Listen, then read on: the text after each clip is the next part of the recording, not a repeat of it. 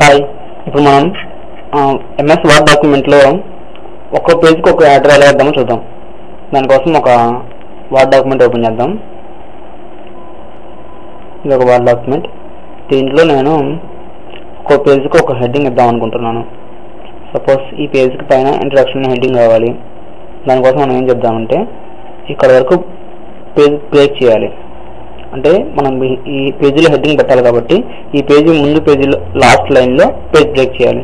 దానికోసం ఇక్కడ page layout అనే ఆప్షన్లో బ్రేక్స్ అనే ఆప్షన్ ఉంటుంది. బ్రేక్స్ మీద క్లిక్ చేసినప్పుడు కంటిన్యూస్ అనేదాన్ని మనం క్లిక్ చేయాలి. అలా క్లిక్ చేసినప్పుడు ఈ పేజ్ ఇక్కడ కట్ అవుతుంది అనమాట. అంటే ఆ పేజ్ వరకు సపరేట్, ఈ పేజ్ సపరేట్. ఇప్పుడు మనం ఇక్కడ హెడ్డింగ్ పెట్టాలి. హెడ్డింగ్ పెట్టినప్పుడు దీని మీద డబుల్ క్లిక్ చేసినప్పుడు ఇక్కడ హెడర్ వస్తుంది. ఇక్కడ లింక్ టు ప్రీవియస్ అనే బటన్ని తీసేయాలి. తీసేసి మనకి ఏం కావాలంటే అది హెడ్డింగ్ పెట్టుకోవచ్చు. ఈ విధంగా నేను హెడ్డింగ్ పెట్టుకోవాలనుకుంటున్నాను.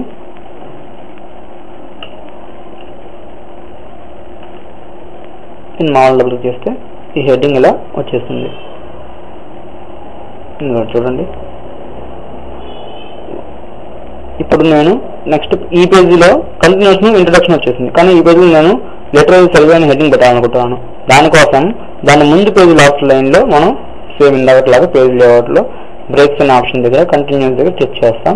అప్పుడు ఈ పేజ్ ఇక్కడ వరకు కట్ అవుతుంది.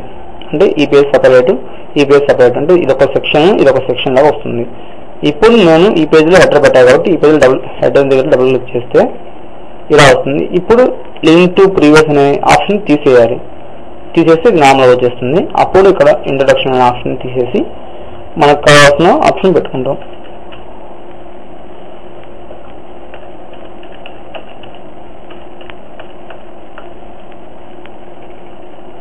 ఇక్కడ చూడండి. ఇప్పుడు సెకండ్ దానికి లిటరరీ సర్వే అండ్ ఫస్ట్ పేజ్లో ఇంట్రడక్షన్, అట్లా మనకి ఏది కావాలంటే అది ఒక పేజ్లో మనం బ్రేక్ చేసుకోవడం, లింక్ టు ప్రీవియస్ అనే ఆప్షన్ తీసేయడం అండ్ పేజ్లో మనం హెడర్ పెట్టుకోవడం.